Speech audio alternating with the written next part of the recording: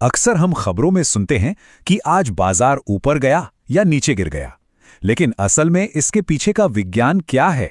नमस्कार। आज के हमारे इस विशेष विश्लेषण में हम भारत के सबसे प्रमुख मार्केट इंडिकेटर्स यानी निफ्टी और सेंसेक्स को पूरी तरह से डिकोड करने वाले हैं।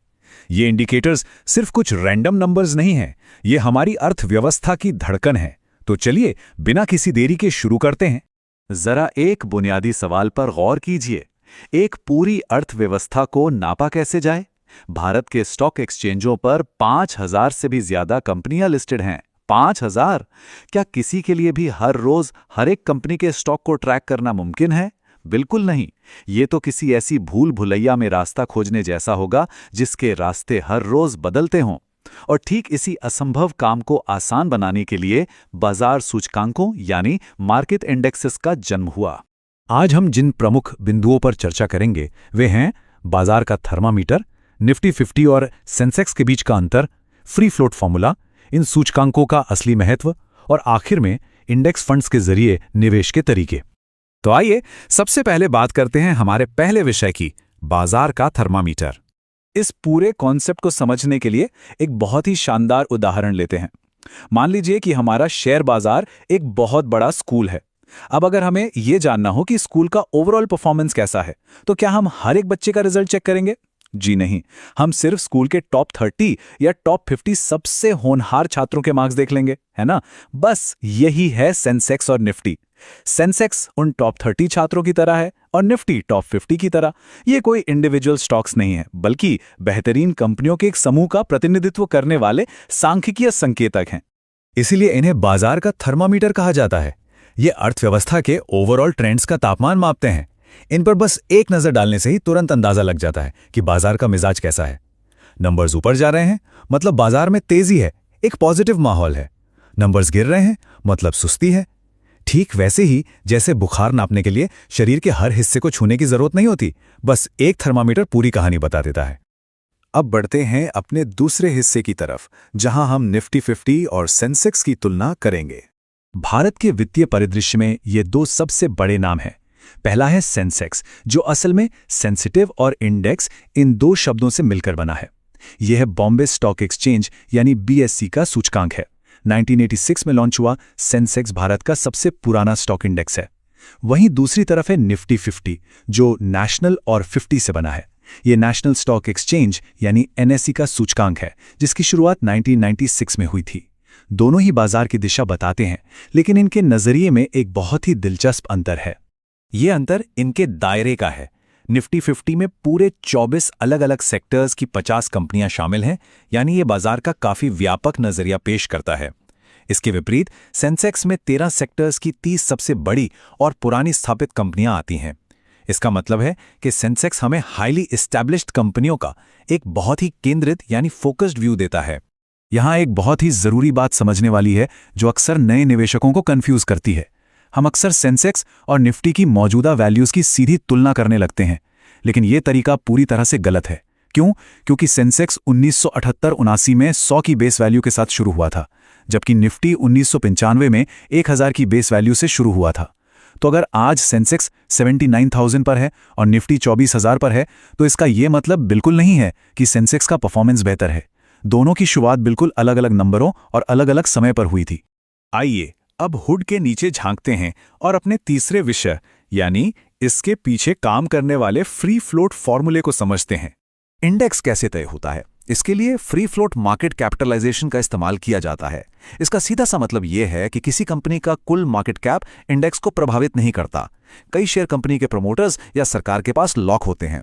फ्री फ्लोट मार्केट कैप में शेयर की कीमत को सिर्फ और सिर्फ उन शेयरों की संख्या से गुणा किया जाता है जो वास्तव में पब्लिक ट्रेडिंग के लिए बाजार में उपलब्ध हैं। जो शेयर लॉक हैं, उनका इंडेक्स के उतार चढ़ाव में कोई रोल नहीं होता। इसकी गणित बहुत ही लॉजिकल है। सबसे पहले कुल शेयरों को शेयर की कीमत से गुना करके फुल मार्केट कैप निकाला जाता है। फिर बारी आती है इन्वेस्टेबल वेट फैक्टर यानी IWF की। IWF ठीक वही प्रतिशत है जो बताता है कि कितने शेयर बाजार में आजादी से ट्रेड किए जा सकते हैं। मान लीजिए कि 40% शेयर पब्लिक के लिए हैं, तो IWF हुआ 0.40। जब फुल मार्केट कैप को इस IWF से गुणा करते हैं, तब जाकर हमें असली फ्री फ्लोट मार्केट कैप मिलता है। और इसका सीधा असर बाजार की अस्थिरता यानी वॉलेटिलिटी पर पड़ता है। जिन कंपनियों का फ्री फ्लोट बड़ा होता है उनके शेयरों को खरीदना और बेचना बहुत आसान होता है, इसलिए उनमें अचानक और बहुत बड़े उतार चढ़ाव कम देखने को मिलते हैं। बड़े संस्थागत निवेशक भी ऐसी ही कंपनियों में पैसा लगाना पसंद करते हैं क्योंकि वे बिना शेयर की कीमत को हिलाए आसानी से बड़ी मात्रा में ट्रेडिंग कर सकते हैं। अब एक और दिलचस्प चीज देखिए, क्या होगा अगर कोई कंपनी 1:1 का बोनस शेयर जारी कर दे। अचानक से शेयर दुगने हो जाएंगे और कागज पर लगेगा कि कंपनी की वैल्यू दुगनी हो गई। लेकिन असलियत में तो निवेशकों की वेल्थ में कोई नया मूल्य नहीं जुड़ाना। यही काम आता है इंडेक्स डिवाइजर। इस कृत्रिम उछाल या आर्टिफिशियल जंप से इंडेक्स को बचाने के लिए एक्सचेंज इस डिवाइजर को एडजस्ट कर देता है। इससे यह सुनिश्चित होता है कि इंडेक्स सिर्फ वास्तविक वृद्धि को ही दिखाए और पूरी तरह ईमानदार बना रहे। चलिए अब एक कदम पीछे हटते हैं और चौथे विषय पर बात करते हैं। आखिर बाजार सूचकांक इतने महत्वपूर्ण क्यों हैं? टीवी से लेके अखबारों तक हर कोई इन नंबर्स की रोजाना चर्चा क्यों करता है? क्योंकि ये बेहद काम के हैं। प्रोफेशनल्स इनका इस्तेमाल अपने पोर्टफोलियो के रिटर्न को नापने के लिए एक बेंचमार्क के रूप में करते हैं। ये देश के आर्थिक स्वास्थ्य का आईना होते हैं। ये बाजार के जोखिम और अस्थिरता का मूल्यांकन करने में मदद करते हैं। और तो और, अगर किसी खास सेक्टर जैसे आईटी या फार्मा का हाल जानना हो तो सेक्टोरल इंडेक्स उसकी सटीक जानकारी देते हैं। सरल शब्दों में कहें तो ये बाजार के बहुत ही जटिल डेटा को एक आसान और भरोसेमंद बेंचमार्क में बदल देते हैं। लेकिन यहाँ एक बहुत ही जरूरी बात समझनी होगी। एक सूचकांक पूरे बाजार का प्रतिनिधित्व नहीं करता। ये एक बहुत बड़ी गलतफहमी है जो अक्सर लोगों को होती है। अगर निफ्टी या सेंसेक्स ऊपर जा रहा है तो इसका मतलब ये बिल्कुल नहीं है कि सभी कंपनियों के शेयर बढ़ रहे हैं। इसका मतलब सिर्फ ये है कि इंडेक्स में शामिल वो चुनिंदा लार्ज कैप कंपनियां अच्छा प्रदर्शन कर रही हैं। कई बार तो ऐसा भी होता है कि सेंसेक्स ऊंचाइयों को छू रहा होता है और उसी वक्त बाजार के छोटे स्मॉल कैप स्टॉक्स बुरी तरह क्रैश हो रहे होते हैं। तो इस थ्योरी को समझने के बाद आइए अपने पांचवें और आखिरी विषय पर चलते हैं, इंडेक्स फंड्स के जरिए निवेश। चूंकि हम सीधे तौर पर जाकर किसी इंडेक्स को नहीं खरीद सकते, इसलिए एक्सचेंज ट्रेडेड फंड्स यानी ईटीएफ और इंडेक्स फंड्स को बनाया गया। ये फंड्स क्या करते हैं? ये ठीक उसी अनुपात में कंपनियों के शेयर्स खरीदते हैं जिस अनुपात में वे निफ्टी या सेंसेक्स में शामिल होते हैं। यानी अब कोई भी आम इंसान इन फंड्स के जरिए पूरे के पूरे इंडेक्स की परफॉर्मेंस को अपने पोर्टफोलियो का हिस्सा बना सकता है।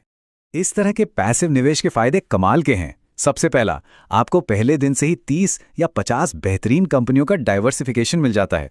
दूसरा, ये इस बात की सारी सिरदर्दी खत्म कर देता है कि कौन सा स्टॉक खरीदें और कौन सा बेचें, यानी कोई इमोशनल डिसीजन नहीं।